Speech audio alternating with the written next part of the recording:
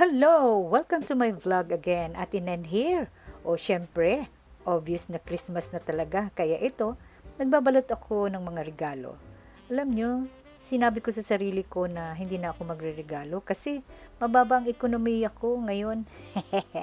Pero hindi ko rin maiwasan na hindi magbigay ng regalo pag sa Paskong ito. Ganon din ba kayo? Pero hindi naman ako gumastos ng malaki kasi nga token lang to. And I'm sure na magugustuhan din nila ito.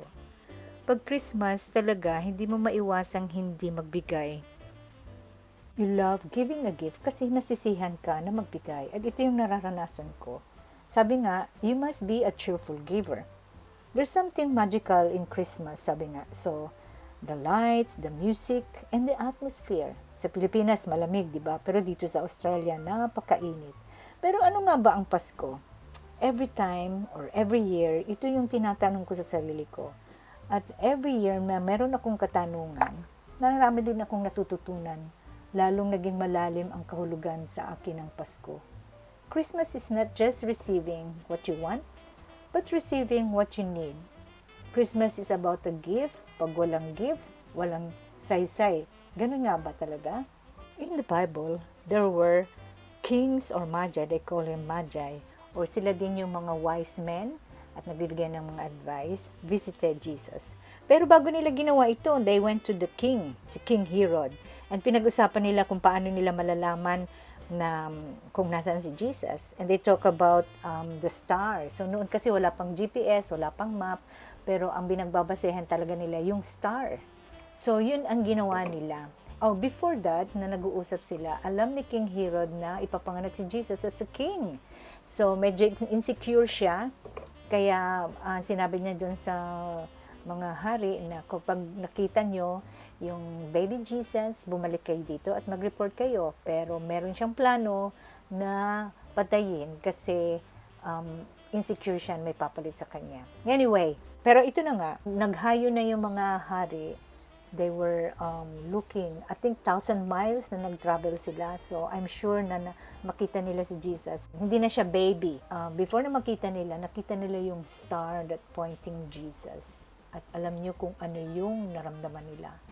They were greatly rejoiced. Parang over-exceeding joy yung naramdaman nila. Lalo na nang makita nila si Jesus. Yun ang naramdaman nila. So, after that, nag-offer sila ng gift, ng iba't ibang gift kay Jesus. Merong incense, may myrrh, frankincense, at hindi lang yan basta-basta gift, iyan yung mga first class na gift na napakamahal. So sa atin ba, ganun ba ang ating Pasko? Na are we gonna really focus on Jesus? Kasi marami na tayong mga focus ngayon pag Pasko eh. We are focusing on the gift. Sometimes you are focusing on Santa Claus. Pero you know what? The reason for this season is Jesus Christ. Minsan napifeel natin na parang hindi masaya ang Pasko ko dahil may nangyari or merong maraming mga pagsubok. Lalo na ngayon sa Pilipinas, o hindi lang sa Pilipinas, ang daming mga epidemya or like yung bagyo, baha, pagputok ng bulkan, at lalo na yung sa politika, na-expose ang mga corruptions at kung ano-ano pang ginagawa ng hindi mabuti ng mga naghahari sa bansa natin. Pero alam nyo ba na kahit anong mangyari, hindi natin dapat binabase yung pag-celebrate ng Christmas natin. Na mayroon tayo o kaya sinasabi natin, ay naku, kung wala lang bagyo or mga pagsubok na dumating, napakasaya ng Pasko natin. Pero hindi yun ang basehan kung bakit tayo nagse-celebrate ng Pasko, di ba? Ang celebration ng Pasko natin is we are celebrating the King of Kings. Kung magiging basehan natin yung Pasko na masaya dahil sa meron tayong mga regalo or dahil sa meron tayong mga natanggap na bonuses, mahirap po yan. Kasi hindi lahat ng tao ay may ganyan. Alam nyo nga, maraming mga tao ang nadidepress pag araw ng Pasko. Kasi ang basehan nila is what you have. Or minsan, walang kasamang mga pamilya, which is valid yung ganung pagkalungkot. Pero alam nyo, may sinasabi ang Bible na the reason for the season, celebrating of this season is Jesus. Kaya nga, di ba may kantang, Joy to the world, the Lord is come, let earth receive our King. O, di ba, ganun yung dapat nating maging feeling, maging joyful tayo pag Pasko. At hindi lang sa araw ng Pasko, kundi araw-araw. Kasi binigay niya sa atin ng Diyos si Jesus Christ na nagmamahal sa atin at hindi lang siya pwedeng maging tagabigay ng mga bagay na gusto natin, kundi siya yung nagbigay ng ating pinakakailangan sa buhay natin. Ano yun? Yung salvation.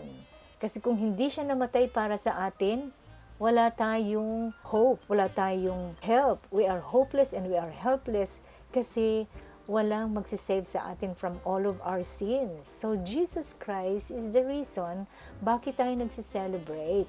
Hindi lang dahil meron tayong mga regalong ibibigay, dahil sa meron tayong natatanggap ng regalo, okay din naman yon. Pero there's more than that, the meaning of Christmas.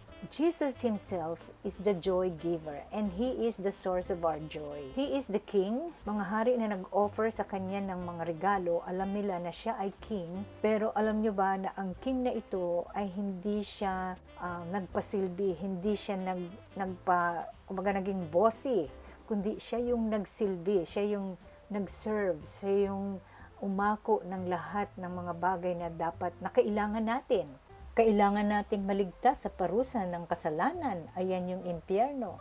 Kung hindi natin masave yung sarili natin, kasi hindi naman natin kayang iligtas yung sarili natin. That's why Jesus came into the world to die for us and to save us from all of our sins. At actually, pwede pa nga niya malampasan yun, pero dahil sa pagmamahal niya sa atin, minabuti niyang sundin ang kalooban ng Father at namatay siya. At inako lahat ang mga parusa na dapat sana ay dadanasin natin.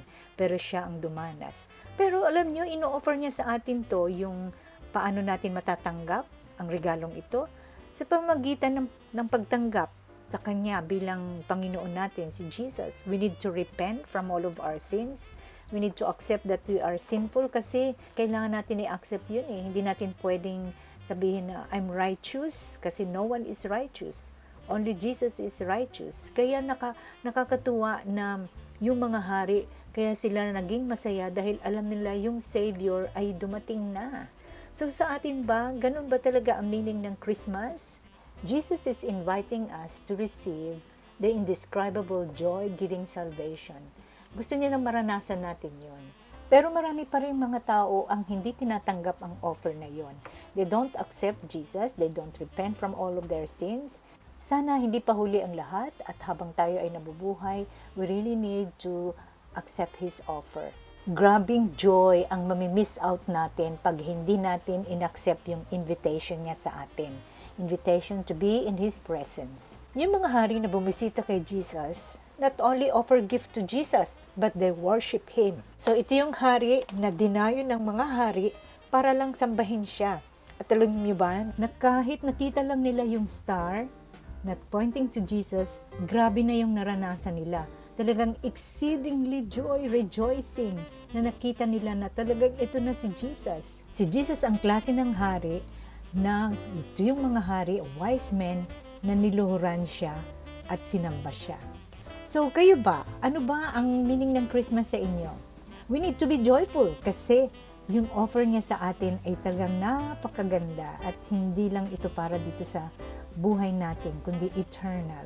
So I hope you experience the Christ of Christmas, the King of Kings, na nag-i-invite sa atin personally. Ini-invite niya tayo na come to my presence and He will do something for you. And a lot of bonuses, and the great thing that He has given to us ay yung salvation. At hinihintay lang niya tayong tanggapin siya, mag-repent sa ating mga kasalanan, at mag-trust sa Kanya.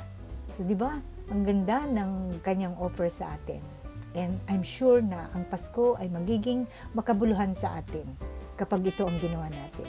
Okay po, Merry Christmas sa inyong lahat. At sana po ay masaya tayo kahit anumang mangyari sa buhay natin dahil meron pong Diyos na nagmamahal sa atin. Bye-bye!